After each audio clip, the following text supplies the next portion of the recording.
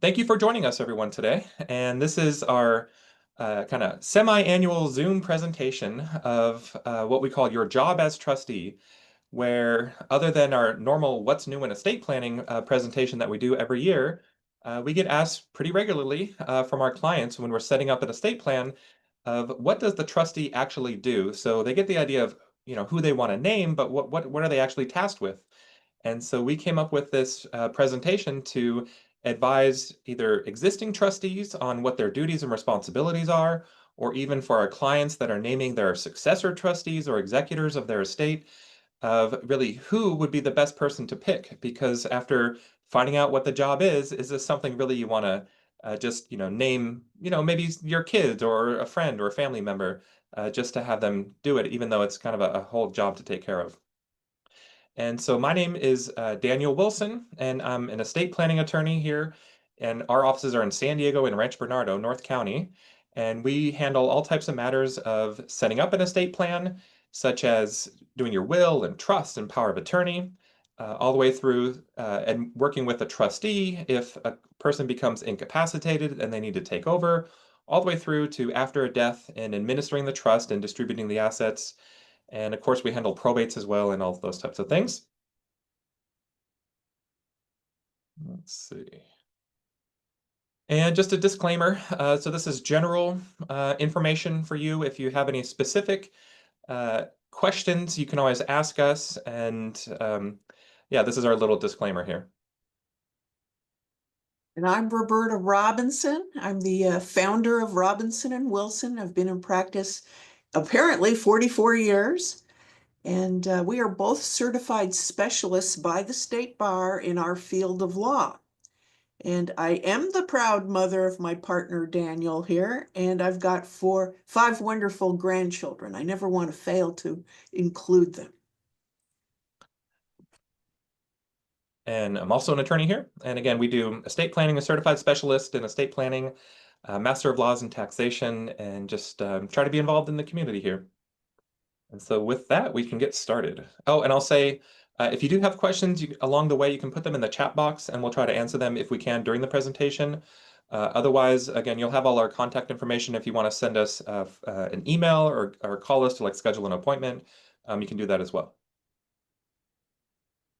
So who are we really designing this seminar to reach? If I'm alive and I have a revocable trust, I can do whatever I want with that trust as long as I'm competent. So if I want to buy cryptocurrency, that's up to me. I can take all the risks that I want. I can keep changing things. I can decide who the beneficiaries are.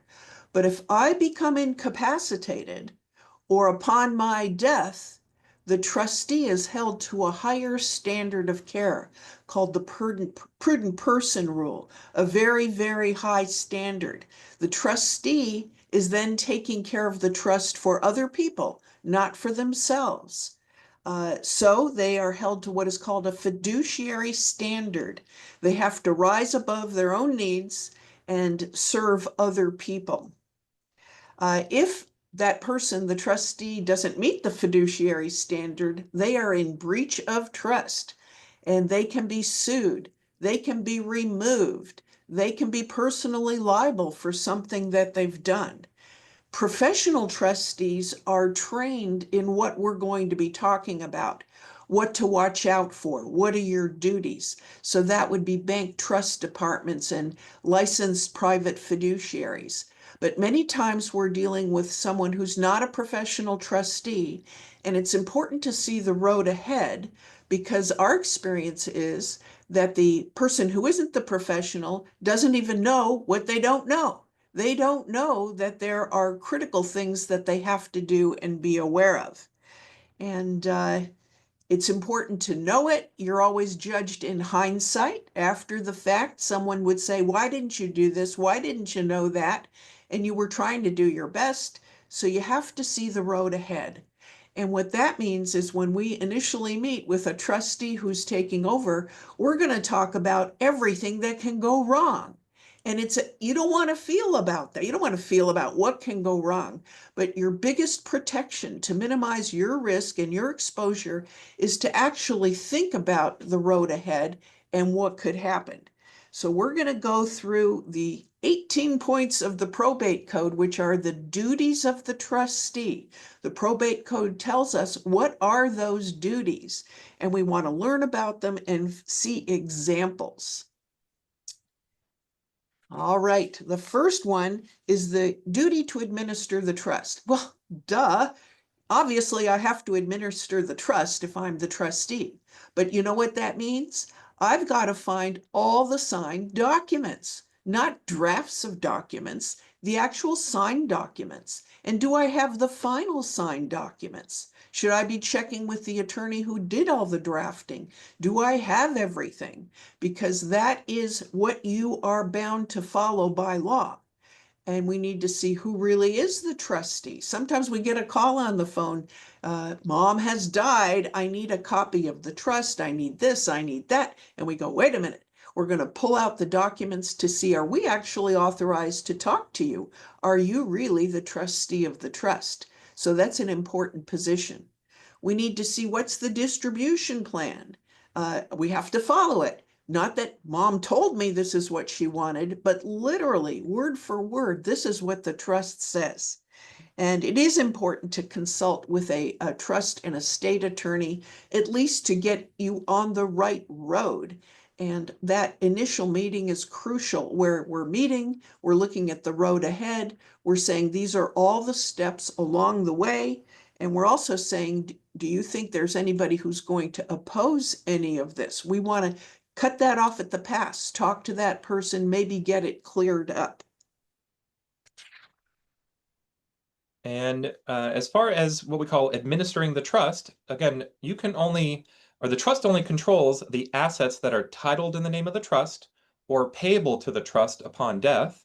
The trust doesn't just automatically control all the assets that you could have had, because if in the event of your death, you do have some bank accounts, investment accounts, or even real estate that's not titled in the name of your trust, so it's just in your name and you pass away, potentially those assets and those accounts would have to go through probate. Because again, if the trustee goes to the bank and gives a copy of the trust and says, I need to collect on all these assets, I need to get them under my control as the trustee, the bank would say, well, these accounts aren't in the trust. They're just in mom or dad's name. And so we're going to need maybe letters from probate court or something like that. And so while the client is alive and we're meeting with them, you'll notice that we always talk about your assets and how they're titled. Again, part of that is really just to make sure that in the event of your death, there is no probate and that we do have kind of the right style of an estate plan for you. And so that's also one of the first things we do when a trustee comes in that someone maybe has passed away or they become incapacitated. We have a handout that we'll give them, and it's basically just to fill out how are the what are the title of the assets. And so if for the house, do you have the deed showing that it's in the trust, or bank accounts? Do you have accounts, copy of the account statements? Who's on title to those? And so in the event that maybe there's some things that aren't necessarily in the trust, that's where we'll have to sort of change our mindset that we're maybe not just doing normal trust administration. We may have to do some collecting on the assets. And of course, the big deal is we really want to avoid probate court as much as possible. Again, being in California, every state has probate. California is a very expensive state to go through probate through. And also, it just takes a long time and it's public record. And so for most people, that's why they set up their trust, is really just to avoid probate. And so there are some ways to avoid a full probate. If, again, you pass away, there's certain accounts and assets that aren't in the trust. And this is where if the total value of maybe like bank accounts and things that aren't titled in the name of the trust, if they add up to a certain amount, anything below this threshold is passes without going through probate, just a couple of extra forms to fill out. That threshold dollar amount, it's actually just changed this month. It's now about $208,000. And so many people think it's like 100,000 or 150, and it's just been adjusted with inflation over the years. Now it's about 208,000. We have another new rule in California where, again, we have a lot of situations where, unfortunately, again, we set up an estate plan for someone, we put their house into the trust, we do the deed, and at some point they maybe refinance the property. Many years ago we had really good mortgage rates, and hopefully maybe sometime soon we'll get some good mortgage rates. But again, that causes a lot of people to do refinancing on their properties. Sometimes when you do refinance, the lender takes the title of the property out of the trust, puts it in your name because they want to know that you are the owner and they can lend, money against the property to you. And so in those situations, the property doesn't always get put back into the trust. And so we'll deal with these situations where, mom or dad did the refi, never thought about, checking title or just assumed it was always in the trust and they pass away. And now the successor trustee comes in and we pull a copy of the deed and say, no, it was in the trust, but not anymore. It's just in their parents' name. And so there are ways to really avoid a full probate in those situations. And one of the newer tools that we have is if it's the um, owner's primary residence and it was valued at up to $750,000, there's sort of a simplified version of probate that you can go through. And of course, 750,000, unfortunately, in Southern California, it's kind of easy to get above that for fair market value of the real estate. But there are other options like we have on the screen. So again, it's just something important to always consider. How do you hold title to your assets? All right, we're back to duties. The duty of loyalty. If I'm the trustee, who am I supposed to be loyal to? I'm supposed to be loyal to the beneficiaries, that I'm acting for their benefit. Now, let's say I never really liked my sister. My parents always favored her. She was always mooching off my parents. And my brother, I don't like his wife, and all these things, all these emotions that I have. I have to become aware of my biases and put them away, because my job is to protect them whether I like them or not, whatever has happened in the past. So that's a big emotional hurdle for many people. What else could be loyalty? Well, my parents' house is very old. It needs to be remodeled. How about if I hire my husband, who's really handy, to work on that house and I'm going to pay him? Well, there's a problem with hiring your own family to do things. What if I want to hire my grandchild, who's the realtor, to help sell the house? That's a problem. There's appearance that you're not being impartial, and you don't know if you're doing the best for the trust. So we always recommend do not hire your own family to do anything. Go ahead to outside commercial sources and do your best deal with third parties to get things done. You can't not be hiring friends or family. Yeah, and yeah, back to the Q&A. So, we'll try to answer some questions along the way. Some of them have to do with like the title to the assets on the slide before. And so just, yeah, general questions. So what about joint accounts? Do those go through probate? And they don't. So in the event you have a joint account with someone, so there's two people on title, in the event of the death of one of them, it just belongs to the survivor. And so if it's like a husband and wife and they're both on title jointly and it's not in the trust, one of them dies, doesn't go through probate, still belongs to the surviving spouse. Same if it's a parent and a child, again, it just belongs to the survivor. But you need to be cautious with joint account ownership because, again, just it doesn't mean it's really part of the trust and part of the distribution plan either. Because, again, if it's not titled in the trust and it's just a joint account, it belongs to the survivor. And then it's up to the survivor what they would do with that money. Kind of the same idea with accounts with beneficiaries on them. So if you have kind of the more classic one would be like a retirement plan, like an IRA or 401k. Those pass by designated beneficiary. So whoever you named on the account for it to pass to, that's where it will go. Same, you could do that with bank accounts and investment accounts. You would add a POD for payable on death or TOD, transfer on death, onto those accounts, again, with the financial institution. So the bank, you'd fill out their forms to name who would it pay out to upon your death, and those do not go through probate. And then, of course, yeah, what if there are some miscellaneous accounts that aren't in the trust and they add up to maybe more than that $208,000 threshold? Just those accounts do have to go through a version of probate. So it doesn't mean all your assets. So, like if you had your house in your trust, that doesn't mean your house has to go through probate. It's just those assets that add up to more than that threshold. Okay. So back on our duties. So similar to the duty of loyalty, there is also the idea of the duty of impartiality. So these are two separate duties in the probate code. And again, really, when you're the trustee, you have to be very impartial among the beneficiaries. You can't show favoritism. And that can be very difficult sometimes because many times the trustee is also a beneficiary. And this is a very common discussion that we have to have at the very, very beginning when we're meeting with the trustee, if they are also a beneficiary.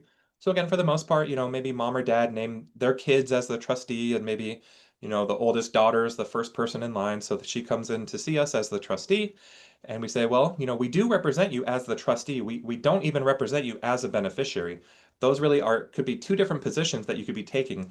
So all the advice that we're giving you is in relation to you as trustee, meaning we're trying to make sure you follow the rules of the trust and also are minimizing your risk towards the other beneficiaries. And some examples of what could come up that could put this trustee in sort of a stressful position. Again, let's say mom or dad die, the trustee takes over, and now some people don't really understand sort of the timeline of how long it takes to administer a trust. And, even in the best case scenario, it takes a couple of months to get on title to the accounts, and you got to pay the bills and kind of maybe liquidate the real estate. And there's a lot of work to be done before the money goes out. Really, the distribution of the assets of the trust happens at the very end. 6 months, a year plus, it just takes a while. Some beneficiaries think that, mom and dad died on Friday, on Monday, I want my check. And so, it puts the trustee in a little bit of a position of stress to have to, get the money out or just keep saying, no, no, no, we can't get the money out. But it is okay, within the rules of trust administration to do what we call a preliminary distribution. So before you do the big bulk, distribution of the assets, maybe it's just a certain dollar amount to someone that maybe kind of needs it usually. And normally, when we're working with a trustee and they're considering doing a preliminary distribution, we would say, well, even if it's just the one beneficiary that's asking for it, just to be impartial, why don't you just give the same amount to everybody? And it just doesn't show favoritism, and it just shows, you're equal among everyone. And hopefully it takes the pressure off in the future of, maybe after the fact, one of those beneficiaries that didn't get the money if there was a partial distribution is getting upset when they find out about it. And another really big deal in being impartial is for ongoing trusts. So there could be a trust set up where I set it up for my spouse so that upon my death, my assets, maybe I had separate property, stays in trust for the benefit of my spouse. They have the right to the income as much as they need, principal within reason, but upon my spouse's death, then it goes to the kids. So this could come up in like a blended family situation where a husband and wife had children from a prior marriage. And now, the first person dies. They don't want to just give everything to the survivor because they could omit the stepchildren. So instead, they'll have these ongoing trusts for a spouse. And so in those situations, again, being impartial, normally the trustee is also the surviving spouse of that trust. They would have to think, well, I'm an income beneficiary, but there are also remainder beneficiaries, meaning who gets the trust assets upon my death. And so that's also a sort of a precarious situation to say for the surviving spouse as the trustee, are you being reasonable with maybe how you spend down and manage the assets of that ongoing trust? Are you also not just considering sort of what your needs are, but also what is supposed to happen with those remainder beneficiaries? And of course, all these other minor issues of impartiality can come up. A lot of the red flags or kind of issues that we see a lot is dealing with tangible personal property. So that's where, again, like the stuff inside of your house, family heirlooms, pictures, jewelry, clothing, furniture, just everything inside the house. Again, normally a trust, unless it specifically itemizes certain items to certain people or there's a letter, normally the trust just gives the trustee the ability to give it out among, a certain group of people, usually the children. And in those situations, it is difficult to be impartial because now you're thinking, well, this isn't, mom's wedding ring. It's not something that really can be divided or that. And so that's a very tough situation for many trustees to be in, is to make the decision of who gets what of the personal items. And for all of our living clients that are paying attention, you can be the one to decide who gets what versus leaving it up to the trustee. And so if you ever want to put together like a letter or even within the trust itself, list certain items to certain people, especially if those items would cause conflict, if it was just left up to the trustee, you can be the one to decide. And then it takes, again, the pressure off of the trustee to decide who gets what. Another issue of impartiality, and these are just things that keep coming up in our world, is again, we're seeing a lot of, I think they're called multi-generational households, basically where the parents, own the house and one of the kids, usually like an adult child, is still living there. And so that could be, again, a difficult situation, even if they're the trustee or somebody else is the trustee. What are you going to do with someone living in the house that's, part of the trust that's maybe meant to be divided among three people or should be sold and divided among the three? A lot of times the issues comes up of, well, do you have to charge that child rent? So maybe when mom and dad were there, they didn't because that was their decision. It was their house. They could decide whether or not they rent it to their own child or not. But once they pass away and the trustee comes in, they don't really have the authority to just let that person live there rent-free for forever. And what if, they charge less than fair market rent? Again, is that really being impartial among the other beneficiaries? So these are all issues that come up somewhat regularly nowadays with us when we're advising a trustee. There's a duty to avoid a conflict of interest. Sometimes when you're in the soup, you might say it's hard to recognize that you do have a conflict or the appearance of a conflict. Uh, and what we're worried about is as trustee, you cannot personally profit from the trust. If the trust says you are going to receive reasonable compensation, or it might say 1% a year, or it might say no compensation, the trust guides whether you're entitled to compensation. That is one way that you might say, profit from the trust. That's allowable, and your out-of-pocket expenses can be reimbursed to you.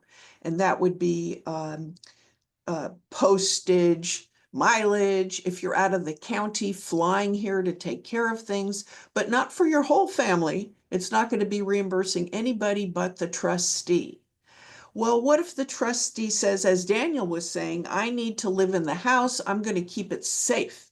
Well, are you acting for your own benefit? Are you profiting from living in the beautiful Coronado house right on the beach? That's a great place to be.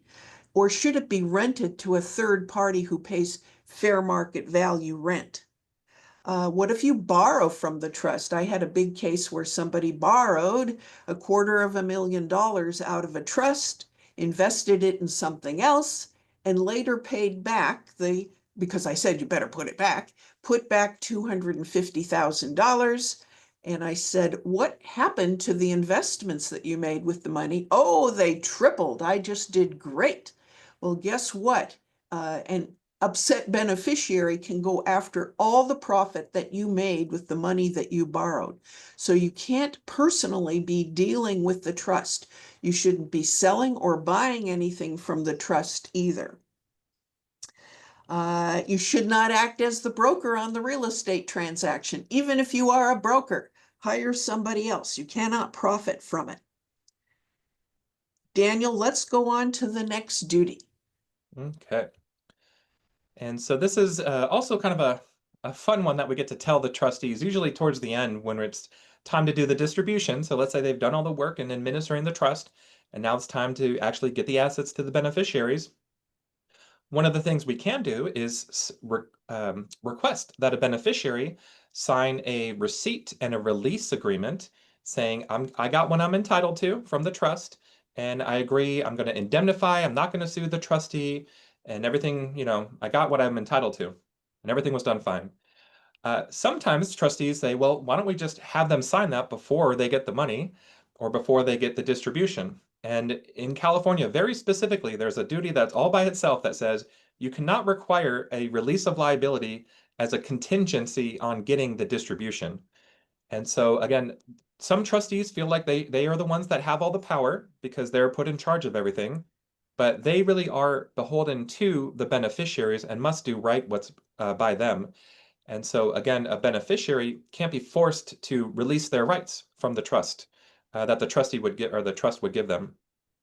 And so again, normally we can always just submit or these release agreements to the beneficiaries, and sometimes they can sign it. They don't have to. Normally, again, you can always have a record that they actually receive the asset. So even if they're unfortunately not willing to sign a release or even like a receipt, again, you can still show that you have the record that they received it.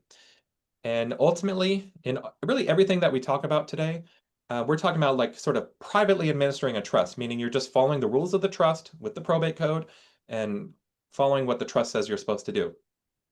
If things go wrong, you can always go to court. So unfortunately, again, if the trust administration is just not going as smoothly as it should be, and the trustees may be worried about some beneficiaries suing them or kind of anything that could go wrong.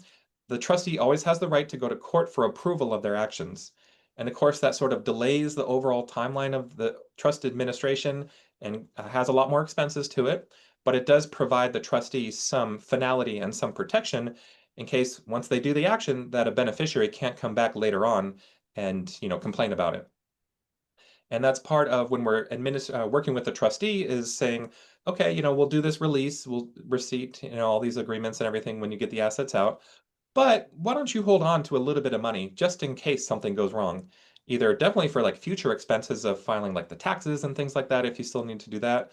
But if there's a concern that a beneficiary might try to come, sue you or hire an attorney afterwards, you want to have a little bit of money on hand to sort of defend the lawsuit.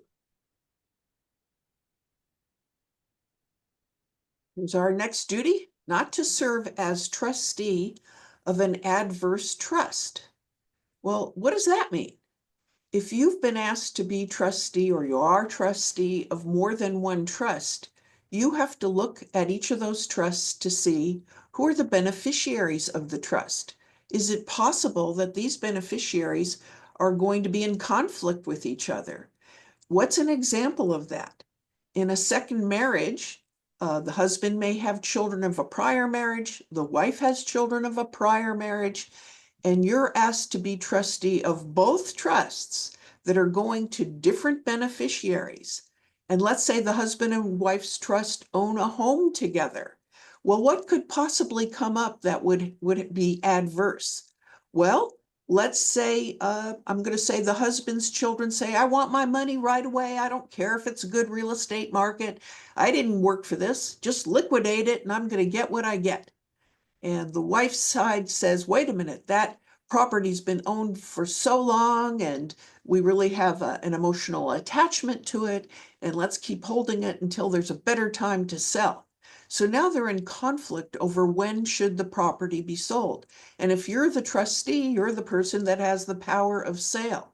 So you want to avoid these situations where there could be adverse interests. It would be better that there are two separate attorneys for each of these trusts.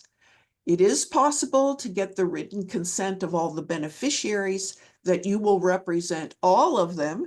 It doesn't mean there aren't going to be people complaining along the way, but they could consent to it. So they're consenting that you're serving on both sides, but you could be putting yourself in a dangerous position. So you want to think about this before you become the trustee. And many people feel, oh, it's such an honor. I've been named. This person is relying on me. I say, pause, take a breath. Let's look at the big picture here. And is it an honor or is it a big burden? Let's analyze it first. Daniel, back to you. Yeah, so that's something we do again in the very first meeting after like a client passes away and we're meeting with the successor trustee. That first meeting is very important to really kind of lay everything out on the table to figure out, is this something that this person that's named as the trustee, do they really want to do it? Again, no one has to act as a trustee, so they always have the right to decline to do it, or even if they've accepted the role and they're starting to take it on, but then they have a change of heart, they could resign as trustee. So again, that's something that we highlight in the very beginning is this something that you really want to do? The next duty, and this covers quite a bit, is what's called the duty to control and preserve the trust property. So one of the very first steps after someone passes away is normally we tell the trustee. Sometimes we get a call like the same day when someone died, and they just said, mom or dad said, as soon as I pass away, call the estate attorney. And then so we'll sometimes get one of the very early calls, and there's usually not a whole lot that needs to be done in the first day or the first week, especially because the trustee can't really do very much until they get the death certificates. So normally you would order the death certificates through the mortuary and you get, 6, 10, 12, 15, however many would be a good amount to get. And that really is what starts the trustee's ability to start controlling the trust property, meaning getting assets and things under their control as the trustee. So sometimes the first step, again, when someone calls us, is we'll send them that handout to fill out, basically getting a list of the assets and liabilities. And in reviewing the assets, we also really want to highlight and make sure, how are things titled? So we talked about that before. Is it titled in the name of the trust? Is it jointly titled? Is there a beneficiary on it? Is it just titled in the person's name individually? So as an example, because there are some assets that do pass outside of the trust. Kind of a simple example would be like retirement plans, IRA, 401k. Those are never really owned in the trust in the person's lifetime. So the owner is the person, the employee, the participant, and then they name a beneficiary to say, who does it pay to upon their death? The trust could be the beneficiary on the retirement plan, or it could be a spouse or children or charity, whoever it is. Again, those assets pass outside of the trust. Same if there's like a POD or TOD on an account, it means it's not really not owned in the name of the trust. It pays to someone, which could be a trust, after death. And so once you get a list of the assets and liabilities, another huge step is getting appraisals and valuations of those accounts. So bank accounts, very simply, I mean, if it's just cash, you just get the monthly account statement for that month. If it's an investment account, so there's stocks and bonds and securities and things, you would get what's called a date of death valuation. And so pretty much any financial institution, you would just tell them, once you get the death certificate and you get on the accounts, you could say, okay, give me a date of death valuation of this account. So they just plug in, May 8th, 2025. This is the value of the assets on that date, and that becomes the valuation that you have for the investments. And also, you would want to get that for income tax purposes, which we'll talk about too. But you do, and then for all the real estate, we do recommend getting valuations for the real estate. Depending on the situation, the trustee either is going to get a formal appraisal. So you would hire an appraiser to come and go through the house and come up with a very solid number based on the condition of the property. Other times, it may be that you would, instead of getting a formal appraisal, you can get just a valuation from like a realtor, and you can get what's called a broker's opinion letter. And basically, it's a realtor saying, based on comparable sales, and maybe give a list of those sales around that time, this is the value of the house. And so it really depends on the situation whether you're going to get a formal appraisal or the broker's letter. Normally, if the plan is to like sell the property within about 6 months after the date of death, you may not need to necessarily get a formal appraisal of the property. Another big deal of dealing with the assets is maintaining insurance on them. So, of course, the biggest one that we're thinking here in Southern California would be homeowners insurance. So, of course, we're worried about fires and we have good reason to be worried about them. And so that's always one of the main issues we bring up when we see real estate in working with the trustee is there a good policy? How long is it in effect for? Normally, the policies are maybe 6 months or a year at a time. When do you need to renew? Does the current policy, is it really effective? Meaning, if the property is no longer owned or occupied, maybe by the resident because they've passed away, does the policy still pay out? So, worst case scenario is, I have my house and I have my insurance and it's good while I'm living. And then I die, my kids take over as trustee, and now the house burns down or something. Or they're showing it to potential buyers and there's a slip and fall and someone gets hurt and now they're going to try to sue. Is the insurance going to pay out? I think we all have the concern that, insurance, their whole game is to try to deny coverage. And could they try to deny coverage because the house wasn't adequately insured? And so that's a big thing is we always want to highlight is make sure you get a copy of the policy or at least talk to the representative for the insurance carrier to make sure that, you're covered. And if you need to renew, what's your timeline and what's the date for renewal? Uh, Again, big topic is preserving the trust assets. And so part of coming up with making sure you know what all the liabilities are is you can also get copies of prior tax returns. So you would get an idea of have they filed tax returns in previous years? And if they didn't, did they need to? And also it helps with going through the tax return to find out what are the assets. Again, some people, very simple estates, they just have their house, bank account, retirement. Everyone knows where, they use the certain banks and it's not a surprise. Other times, mom or dad could have various, credit union accounts in different states, lots of real estate, lots of investments, and maybe there's a life insurance policy that they really are kind of having a hard time to track down. Going through the tax returns is also somewhat of a good place to check to see maybe are there other miscellaneous accounts that they received interest or dividends from that would help you sort of locate where those assets are. And again, we talked about the first step is getting the death certificate and giving out to those institutions to get the assets under your control as the trustee. And at the same time, you would also have to re-register those accounts to be under a new tax ID number. So on the screen, we call it the federal identification number, sometimes called an employer identification number or taxpayer identification number. Basically, it's a social security number for the trust. So again, while you're alive and it's your own revocable trust, all of the assets are registered under your social security number. So that's why it's like the trust in a way doesn't exist in your lifetime while you still file your taxes the same, kind of it just exists in the background. But once you pass away and the trust becomes irrevocable, the trustee needs to get a new tax ID number, usually from the attorney or the accountant to just apply for it through the IRS, either online or by mail. And then that's part of re-registering and getting the accounts under your control as the trustee is using that new tax ID number. And of course, again, being in Southern California, most of our clients, big concern is real estate. And so there are certain deadlines that you have to follow when filing, reporting a death of somebody that owns real estate in California. And the big thing is really, is there going to be a change of ownership? So are the property taxes going to get reassessed? Unfortunately, there's sort of a new regime in property tax law in California that says after someone passes away, that date is considered the change of ownership date. So it doesn't matter if the trust owned the house for like a month or year before it actually either sold it or transferred it to the kids or something. The date of death is the change of ownership. So that's where the assessor is saying this is the date we're reassessing the property taxes. So whatever the house is worth on the date of death, that's the new property tax is based off of that unless an exclusion applies. And there are various exclusions. The main one that we talk to people about is if property is going to from a parent to a child. And without getting into the details too much, there is the timeline of filing certain forms with the assessor's office within a year after the date of death. So that's a very strict period.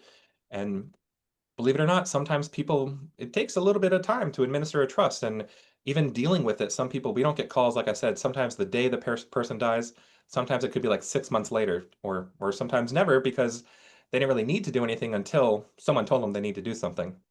And so, yeah, it's just important working with, again, an estate attorney to tell you, these are the forms you need to file, these are the deadlines, and all of that.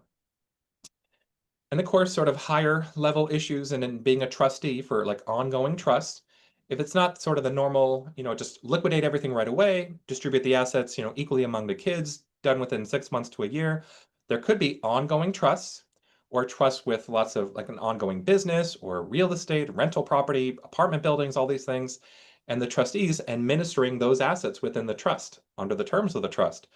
But again, the trustee has to really think about liquidity planning, cash flow, money coming in, money coming out. Again, if there is a change in the property taxes, do they need to adjust the rent or can they continue to afford to maintain the property? So when you have sort of more sophisticated assets for ongoing trusts, it's really important to consider, do you have the right trustee that can really plan and see all of this, in the very beginning, because they don't want to be playing catch up and just, kind of fix mistakes as they come up. Very good, Daniel. That was a huge amount of information to cover. Our next duty, to make trust property productive. What are we talking about there? Many trusts go on for quite a long time. One trust could be a trust for my spouse for the rest of his life, and at his death, everything goes to the children. In that fact situation, my spouse is the income beneficiary, and my children are the remainder beneficiaries. They get what remains. Well, the income beneficiary wants as much income as possible. They may not care about the growth of the principal. The remainder beneficiaries want growth because they're going to inherit one day. So you can see that sometimes what the income beneficiary wants and what the remainder beneficiary wants might be opposing things. As trustee, you have a duty to all these beneficiaries. You have to protect all of them. So you have to come up with an investment policy that balances out the interests of the income beneficiary and the remainder beneficiaries. So sometimes you'll see an investment policy for securities, particularly that says, 40% income, 60% growth, and every year they kind of rebalance and see where are they at. There could be raw land involved. And in that case, what is it producing for the income beneficiary? Nothing. And in certain trusts for a spouse, it says the spouse has the right to demand that the assets produce income. So you have to think at that point, what am I going to do? Were these investments, they might have been good for the person who created the trust, but are these appropriate investments for the beneficiaries who I'm dealing with now? And in many, many cases, the investments did get a new basis at death. All capital gain on many investments is wiped out at the death of the owner, so the trustee has a fresh start and can possibly sell without gain various investments and get them reinvested to serve the purposes of helping these beneficiaries. And what's new this year is we are in a very volatile market, extremely volatile market. And if you were taking over as trustee right now, what would you do? Would you liquidate a stock portfolio immediately because you don't know what's going to happen next week? Would you say, well, wait a minute, I've got 6 months, maybe 9 months till I have to make a distribution. Maybe I should ride it out for a while? Would you sell and invest in very, very conservative investments? So we're dealing with a very volatile market. The trustee now has extra risk because of the market that we're in. So we can't ignore that this is a big factor that today's trustee has to consider. Yeah. And hopefully, again, for everyone that's thinking for their own estate plan of who they name as their own trustee, you're thinking, are the people that are in there now or who you've named, are they still capable of the job? Typically, when we're working with someone, we advise, let's name a primary successor trustee, maybe a backup just in case. You could have as many people as you want on there. So you could have 5 different people in order to act as trustees, just in case any one of them doesn't want to do it. Some people will put like what's called the private professional fiduciary that Roberta mentioned. So this is somebody that you name by name, but who's licensed and to act as a trustee for others and insured and bonded by the state and everything. But there are situations where what if people that you've named in there aren't around to act as trustee? And so that's what we would call a vacancy in the office of trustee. So everyone you named either isn't around or doesn't want to do it. First, you would look to the trust to see what happens if there's a vacancy. The trust would control sort of the procedure. It could say that the beneficiaries can appoint someone. So that might be an option. If no one kind of named wants to do it, the beneficiaries, hopefully they can agree on naming one of them or an outside party to be the trustee. If they aren't going to agree or the trust doesn't really provide for the right sort of simple procedure, that somebody would have to go to court to be appointed as the trustee.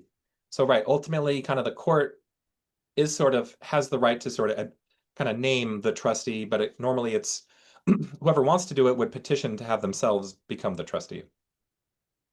Okay. Now, again, some other duties that, believe it or not, this is one that can hopefully whoever's acting as trustee is very conscious of at the very outset. But I've been surprised before myself where some trustee thought, oh, I'm the trustee. I'll just put all the accounts in my name. So really, they're in a way stealing all of the trust assets and putting it under their control. That's normally not their intent, but it has the same effect. And if they were ever in front of the court or a judge or again a beneficiary's hired an attorney, and they see that the trustee just put everything into their name, like bank accounts and things, I mean that's just a kind of an easy situation to have that trustee removed because that's a very large breach. So kind of the duty that we have to avoid that is what's called the duty to keep the trust property separate from your own. So again, just because you're named as the trustee, it doesn't make it your assets. It's still the trust's assets. It's just the trustee has the ability to sign on them. So they're the ones signing on the bank account, signing on the house, things like that. But they don't actually have ownership. And just in case it's sort of not understood that way, uh, a trustee doesn't also isn't always the beneficiary as well. So you could have a trustee who is not a beneficiary of the trust. So again, they just have the ability to sign and deal with the assets of the trust.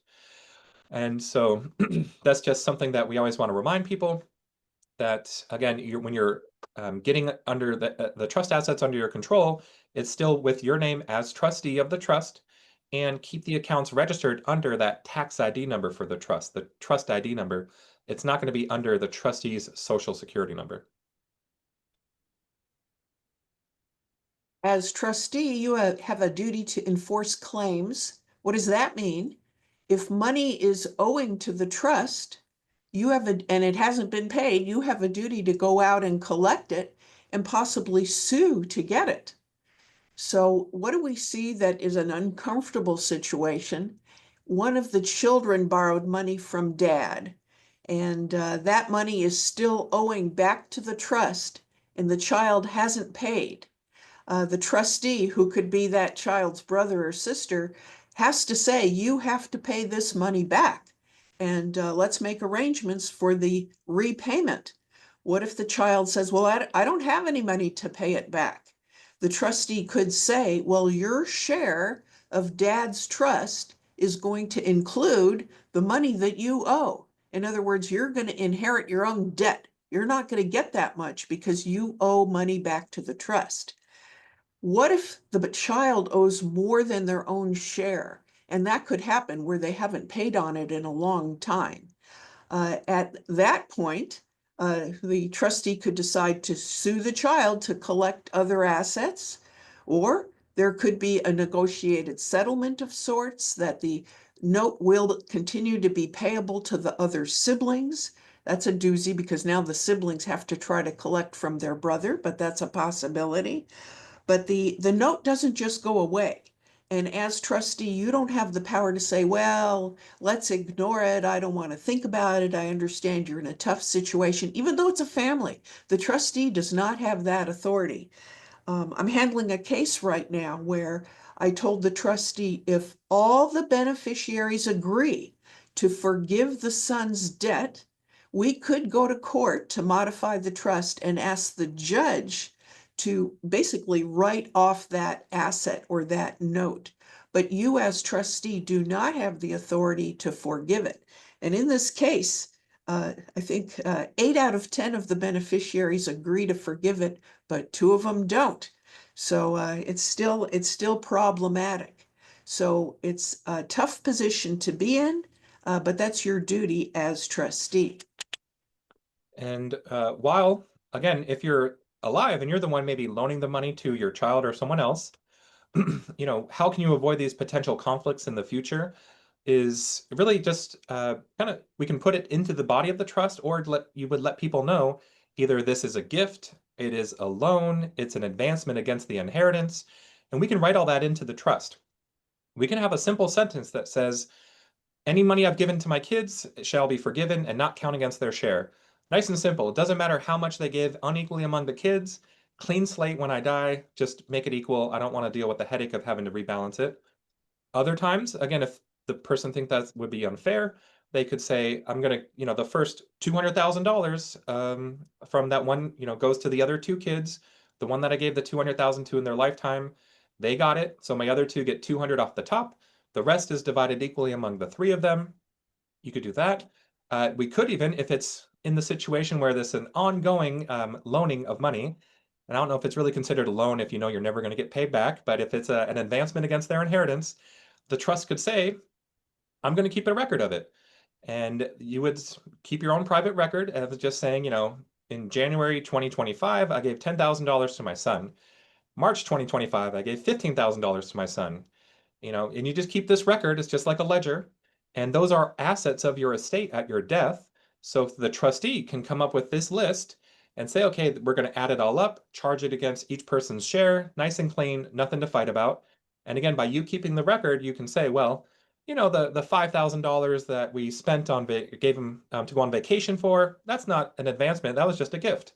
And so again, you can be the one keeping track of all that versus the siblings having to figure it out and sort of fight about it afterwards. And speaking of fighting, the trustee also has a duty to defend actions. And so there could be these situations, and it's come up before, where maybe there's a lawsuit that was pending against the parent, in their lifetime. It could even be a divorce. I'm still surprised when we find out that we have sort of our more senior clients that are going through a divorce and have passed away even before it's finished. And now the successor trustee has to be the one to sort of step into their shoes to finish that. Or again, what if, there was a car accident that the person's being sued for, they pass away.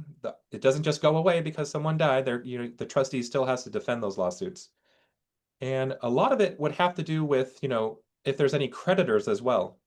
So unfortunately, again, there's situations where, especially in San Diego, it's a very transplant type of city where we have, many of our clients that live here, but the family and the kids or whoever just are beneficiaries are all spread out around the country or the world, and maybe they don't know what the assets or they don't know what the liabilities were of the person that passed away.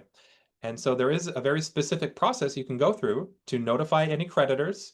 It is going through probate court, but it's not like opening up a probate. It's kind of a one and done type of thing where you say, I'm worried there could be creditors coming forward. Again, as the trustee, you're the only one at risk. So if all the beneficiaries are saying, there's no creditors, don't worry about it, just give us the money, you give out the money, and it turns out there are creditors that you could have known about, they could try to sue you personally, again, because they know they're probably not getting the money back from the beneficiaries, but they're likely going to sue the trustee to be personally liable for those things. And so the way you can avoid that, to be extra cautious, is by the trustee going to court and following what's called a notice to creditors process, where essentially you publish notice in the paper, you give notice to all known creditors by mail, and then there's a hearing date, or essentially there's a 4-month period for them to file a claim against the trust or the estate. If they don't file anything, they're barred from doing it in the future. So again, it protects the trustee from any unknown claims that could come up. So we don't do it very regularly, but it does come up every once in a while. Then we have the duty not to delegate, the duty to supervise. I call it the buck stops here law. So you might remember President Truman had a sign on his desk, the buck stops here, meaning I can't make excuses that I didn't know about it, I didn't supervise it, I didn't do it. The trustee is responsible for what happens to the trust. The trustee can hire people to help, which always makes sense. An estate and trust attorney, a CPA, a broker or property manager to handle real estate, a handyman to make repairs. The trustee can hire these people, but they can't get rid of their duty to supervise the trust. So that means as trustee, you must supervise everyone who you hire. Make sure you keep track of all the deadlines and who's working on what. You have to be squeaky clean. And you can be held liable for the negligence of the people that you have hired or that they have failed to do something. You're not going to get out of it. So the buck stops with the trustee. And a very common question we get is, can I just name all my kids as trustees? So can they be co-trustees?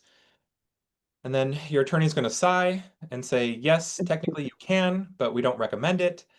I'll say, I'd be hard pressed to believe that any estate planning attorney would recommend naming co-trustees just because there's so many things that could go wrong. And we'd rather it go wrong with one person making the decision versus two people making the decision. Because again, if they have differing opinions, nothing can get done and it slows everything down.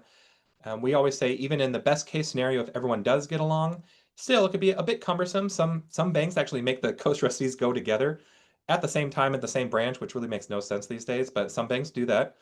And so, of course, if you do decide to name co-trustees, they still have all the responsibilities to even supervise each other. And there's no, shared or there's no sort of separating the liability. It's all completely shared. So if, my brother and I are co-trustees, he does something wrong, I could still be sued as a trustee. And another big deal also has to be, or should be, whether about the compensation. So we'll get into more detail about the trustee's fee or their compensation to act as trustee.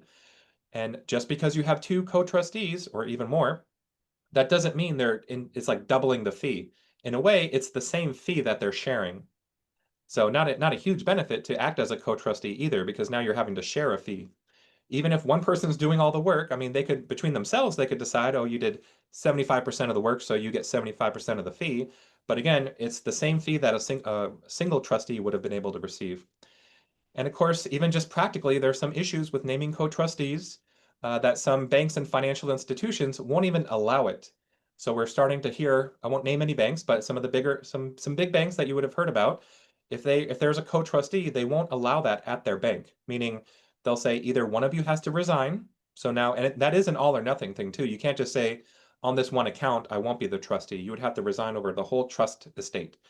Or you would have to like move the accounts to another bank. So again, there's just some issues with having co-trustees, but you are allowed to do it. Yeah. Here we have two brothers who look remarkably like each other, but obviously have different backgrounds, different levels of education. If a court is ever looking at the activities of the trustee to try to make a determination, was it a breach of trust? The judge will consider the skill level, the educational level of the trustee. So, not to be biased, but the brother on the right, if the brother on the right says, I don't understand accounting and taxes, and I don't really read contracts that much, I just sign whatever was put in front of me, the judge may sigh. I like Daniel talking about the sigh. But the judge may say, I can't hold you to a high standard of care. You're acting on things of which you don't have that much knowledge. I'm going to hold you to a lower standard of care of a lay person. And then I've got the doctor on the left. And the doctor says, oh, we sold the house. I never read the listing agreement with the realtor. I didn't read this. I just signed it. They gave me papers and I just signed it. And the judge would say, well, too bad. I'm holding you to a higher level of care. You're a highly educated person. I'm expecting that you do read what you sign. So it could be that someone who is more highly educated has greater exposure to liability. And you want the best job done, but you need to know that the judge will always be looking at who is the trustee. And if it is a professional trustee, you better believe the judge is expecting the highest level of standard of care.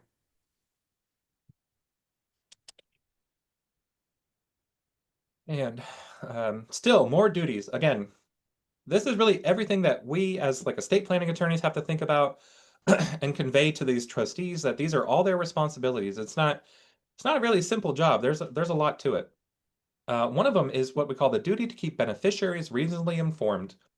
And so this is a very sort of unknown rule in California that says, again, when I create my trust, it's a revocable living trust.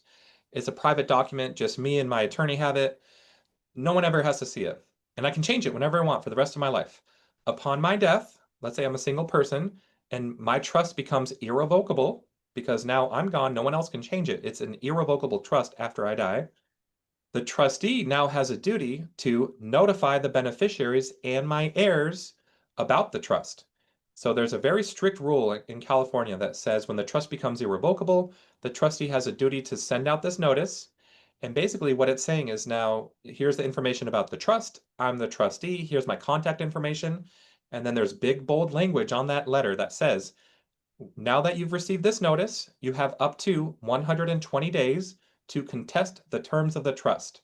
So very specifically, that means after it's sent out, they have 4 months to sue essentially the trust if they don't like what it says. And so that's the situation where normally we try to get those notifications out as soon as possible. We want to get that clock running because we're going to tell the trustee, don't make any distributions until after the 4 months has run. So again, you can still pay bills, liquidate assets and things, but don't get the money to the beneficiaries until we know no one's going to contest anything. And who does it go to? Not only the beneficiaries of the trust, so that would be, the people that are going to inherit through the trust, but also my heirs at law, which could be different. So let's say I have 3 children and I've omitted one of them. So they're not in the trust anymore. Everything's going 50-50 to the two. That one I've omitted is still my heir at law and is still entitled to receive a copy of the trust and that notification. So when these notifications go out, the trustee typically is going to send a copy of the trust along with it. And sometimes not only is it just the final copy of the trust, but if there's been amendments along the way, the trustee may also be sending out these amendments. And so that kind of is a surprise to a lot of our clients when we tell them this part of the process that they don't want the previous versions of the trust going out, but these beneficiaries have these rights. There are ways to sort of avoid that. Some people will, if they don't like the way the trusts were done before, what was in there, because it was maybe a tumultuous family situation, if they sort of close out the old trust and create a brand new trust, it's a little bit of extra work, but it avoids the issue of having to send out old copies of the trust or old versions of it. And not only do we have to send out that notice to the beneficiaries and the heirs upon my death, but there's a relatively new law that says it also has to be done if I'm alive, but I become incapacitated. So in California, I'm alive, I become incapacitated, my successor trustee has to take over, maybe get like those two doctors' letters that a lot of trusts say for the successor to get involved. That's also a triggering event for sending out a copy of the trust. And unfortunately, a lot of people don't like that because now you're thinking, well, I'm alive, and already these people are going to be notified about the trust and what it says, and we'll talk about it, but they also get a right to know what are the assets. So that is a new law, unless this is the only time you can opt out of it. So in my trust, I could say, upon my death, yeah, they have to send the notice to the beneficiaries and the heirs. But if I'm alive and incapacitated, no notice has to be sent. So I'm opting out of that rule. That's one of the few times you're allowed to do it is if you're alive and incapacitated. And so, like, let's say you have maybe just your assets going to charity. So great, don't worry about beneficiaries and heirs getting upset about anything. It's just all going to go to charity. But I don't want the charity to know, what the trust says and how the assets are being managed and what they're going to get. Because I'm still alive and I could be living for many, many years. I don't want the charities to have to be notified of this. I could opt out of it. Again, it doesn't have to be charities. It could be your own kids or anyone that you don't want them hassling the trustee to say, why are you spending down my inheritance to help take care of, mom or dad? But again, if there's no duty to notify or account, then they don't have to do it formally. And even along the way, when we talk about keeping beneficiaries reasonably informed, not just in these formal ways of sending notice of like the trust and everything, but also if a beneficiary just has a general question, the trustee has the duty to respond to it. So if there's reasonable requests for information, the the beneficiary wants to know what are the assets, not how is everything being managed in the exact balance, but you could say, oh, there's X amount of dollars here. We're dealing with the real estate. We're going to put it on the market in a few months. They have a right to request it, and the trustee has a duty to respond to it. So again, sometimes trustees get sort of this, bit of a God complex to think, oh, you'll just get whatever I tell you you're entitled to. But no, the trustee, is sort of working for the beneficiary in a way. And not only are we thinking of the notification, but also there's the duty to keep them informed about the accounting. So again, upon my death, my trust becomes irrevocable, trustee steps in. They do have a duty to account to the beneficiaries. So they would have to show at some point, these are all of the assets as of the date of death. So these are the bank accounts and their values, the real estate and the appraised values, all that information with what you started out with. Then you have a list of income. So interest, dividends, rent, sales proceeds, gain, loss, all that goes on this accounting record, along with a list of the expenses. So every single expense to the penny. So, I paid for movers to clean out the house or a storage unit. I paid the attorney's fee. I paid, the realtor's fee, the commission, just postage. Everything goes on this accounting record. And finally, you have what's left on hand. And once this accounting is given out, normally it starts a period for the beneficiaries to also object to the accounting. So again, there's the 120 days to object to the trust. So what does the trust say? Separately, once an accounting is given out, there's a separate period for the beneficiaries to object to really the trustee's actions. So what they did during that period of accounting. And that period to object, it's really dependent on the trust. It could be as short as 180 days from the day you send out the accounting, or even up to 3 years. So again, potentially the trustee could be on the hook for 3 years, even after, they've settled everything, maybe they've distributed the assets. There could still be, 2.5 years go by, a beneficiary could come back and say, oh, I don't like that you sold the house for, less than what it's worth now or something like that. So again, there's a lot of information that the trustee has to be responsive to the beneficiaries. Ah, this is my favorite slide. I get to do the pictures. I have so much fun. So you're the trustee of a trust. It's an ongoing trust. And you're deciding, should I pay money out to the beneficiary for this? Should I pay money out for that? What do? We look inside the trust to look for the paragraph or paragraphs that say what authority you have to make distributions. And in a really long, thick trust, it could be that these critical paragraphs are pretty short and they're on page 30. So, but we have to find that language because that is our guide for what are we allowed to do as trustee. Always the trustee has to act reasonably. What if the trust says, trustee, here's common language, trustee, you have authority to distribute to little Sally here for her health, education, maintenance, and support. So that's your standard. So if Sally comes to you and says, I need money to get a vacation home in Mexico, is that going to be for her reasonable health, education, maintenance, and support? And it's very interesting how a beneficiary thinks they need something and the trustee thinks that they want something, but they don't need it. So you have to see what is the standard. Your standard might be that you have absolute and sole discretion what to pay out. So that's very broad. Does it mean that you get bossed around by the beneficiary? No, you have to act reasonably. You have to say, well, what is this trust for? Am I trying to support little Sally here for the rest of her life? Or it needs to be distributed all when she's 30? How long am I supposed to make this trust last? And in today's times, if you have, a 25-year-old beneficiary and it's supposed to last their entire lifetime, we're talking about a huge amount of money that's needed just to give them reasonable monthly support. So you may think, oh my gosh, this trust is $5 million. But when you think of how long it has to last and provide for this person, you might be very cautious in the distributions that you're making. Also, the trust might say income must be distributed to little Sally. So you have a duty to keep track of what is the income of the trust separate from what is the principal. And the income would be interest and dividends. And from a rental property, net rent after payment of all the expenses. But if you've just sold some Apple stock at a huge gain, that actually is trust principal, even though we think of it as income because there's a capital gain income tax. But the goose that lays the golden egg, the actual core of the trust is principal and is not distributable as income. So you have to keep track of this. It'll show up in your accounting. You might think, how am I supposed to know this? Well, your CPA will know it. Your attorney will know it, will get you set up correctly. And every year you'll probably meet with your CPA to see what is the net income of this trust, especially near the end of the year, because if you have to get it all out, you really have to know what is that number. How much have I already paid out? Do I have any excess income that I need to get out this year? So there's a lot to keep track of. And I like to say, I don't know that I like to say it, but as a trustee, you are the ultimate parent. You're trying to decide what is in the best financial interest of that beneficiary. Is it to be generous? Is it not to be generous? They should grow up and become productive and get a job. You're the ultimate parent as well as having to do all this accounting.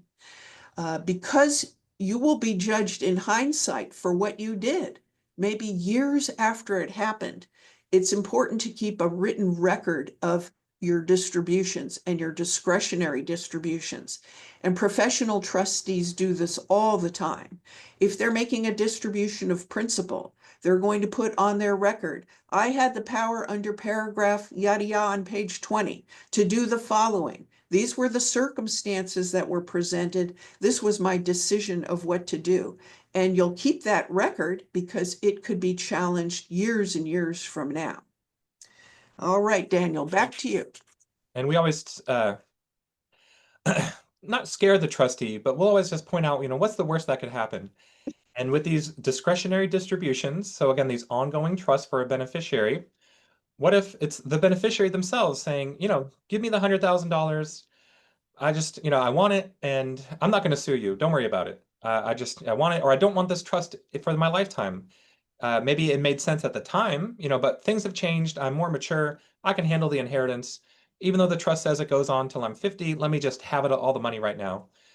And the trustee could be liable to that beneficiary for giving them too much money. And so the beneficiary themselves, especially if there was a good reason why it was held in trust and they blow the money that you gave them. So you gave them the 100,000, they blew it. Now they're upset at you for giving them the money because technically it is a breach of trust. You weren't supposed to give them the money. And even though they asked for it, you gave it to them, they could still sue the trustee for giving them that money. And a couple of questions in the Q&A regarding like the duty of notification in the period to contest the trust. So right, most trusts, you'll notice, have language that says if there is a contest, maybe that beneficiary could lose out on what they were supposed to get. So we call it a no contest clause. Because again, if they're objecting to the trust, they lose out, they get nothing. Well, in those no contest clauses, really, that would apply if a beneficiary really objects to the trust and had no reasonable basis to do so. So that would have to be kind of a situation where maybe they didn't really even speak with an attorney, they just fired off a lawsuit, they're objecting to the trust. That could trigger the no contest clause and they could forfeit their share. Other times, if they're objecting to the trust and maybe they work with a sophisticated attorney, they're going to find ways to object without triggering the no contest clause. Normally, that's if they're saying, the trust we're objecting to is invalid on its face. So it doesn't matter if there's a no contest clause, the whole document is invalid. Why would it be invalid? Maybe when the person signed it, they were incapacitated, so they were, unduly influenced by someone in the room to tell them what to say and sign. Or again, they just didn't have the capacity to understand it, and so the document itself is just invalid. So there's ways to object to a trust without triggering that no contest clause. And then getting back to the idea of who are your heirs. And so in California, let's say I'm single and I have children. My heirs are my children, and that's it. It's not my parents, it's not my siblings or nieces and nephews. It's just sort of the next direct lineal descendants in that case. What if I'm single, but I don't have any kids, and maybe my parents are alive? Well, now they are my heirs. What if I'm single, my parents aren't alive, but I have siblings, my siblings are the heirs. So it is in a way sort of like the next of kin. And it could be that somebody has lots and lots of heirs if they have, sort of like no, not married and no children, and things just going to go up to like cousins and things like that. Their heirs could be somewhat numerous. And we actually, that comes up unfortunately in certain probates that we handle, where let's say someone passed away and again, they didn't have a will or a trust or anything, and now some family members coming in, we have to come up with a family tree to see who are the heirs. And it could be very far out. We're dealing with like probates where it's like the second cousin once removed gets 1/27th of the estate. And you can even hire these heir finding services to come up with these family trees. And so, yeah, the heirs could be an issue too. Okay. Back to, again, the trustee's duties. And we talked about the standard of care to act as a prudent person. So now we're thinking about the assets of the trust. So this has nothing to do with the beneficiaries or anything. It's just the trustee is now managing the assets of the trust. And the trustee is held to this prudent, kind of the fiduciary standard to act as a prudent person was. Meaning, again, if it's my trust, my assets, I could be as speculative and as risky as possible. But when the trustee comes in, they have to completely kind of rethink the whole thing. One, we always think, well, what is the time horizon of managing the trust assets? In the normal situation, if it's, I die, trustee takes over, liquidate everything, get it all distributed, again, maybe 6 months to a year. So the trustee isn't necessarily going to try to invest and grow the estate within the 6 months. They're really trying to preserve what's there. Really, they're always trying to preserve what's there. Because again, if the trustee has a little bit of a risk portfolio of the trust assets and the value goes down, they could be sued personally or and kind of for the loss that they incurred if it was found that they sort of breached that prudent investor rule, meaning it wasn't, diversified, they were too concentrated, they just didn't take into consideration market volatility. Speaking of volatility, again, it's nice when you're a trustee when the market's going up because you have, less concern for risk because everything's going to go up no matter what you do. Now, especially this year, again, there's potentials for lots of volatility. And so we're very conscious of that, of the market. When, someone passes away, the trustee comes in, either work directly with a financial advisor or let's just take a look to see how the assets are set up. Sometimes it's surprisingly risky for like a 90-year-old person to have, all these equities and things like that. And so we'll say, let's meet with a financial advisor and come up with a better plan, maybe diversify the assets.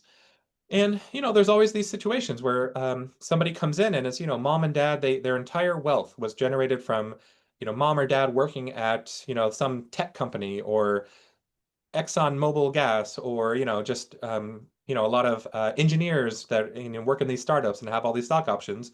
But that's sort of a concentrated value of their estate. It could be other than the house and maybe some cash and things, they could have millions of dollars concentrated in just one stock because that's who they worked for and that's how they kept it. When the trustee comes in, they don't really have the ability to continue to maintain that, even if it's almost like a family heirloom to continue to own these stocks.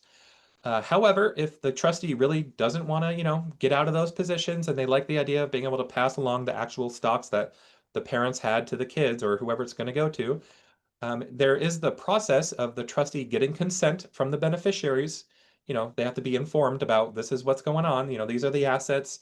There's this concentrated holding, and you're consenting to allow me to hold on to it. So even if that one, stock goes down and it seriously affects the value of the estate, you're not going to sue the trustee. So the trustee does have some abilities. Again, that's our role in advising the trustee is to minimize their risk. Well, compensation of the trustee, very important to pay attention to this. I said it before, we have to look at the terms of the trust. What does the trust say about compensation? Because we have to fall within the trust guidelines.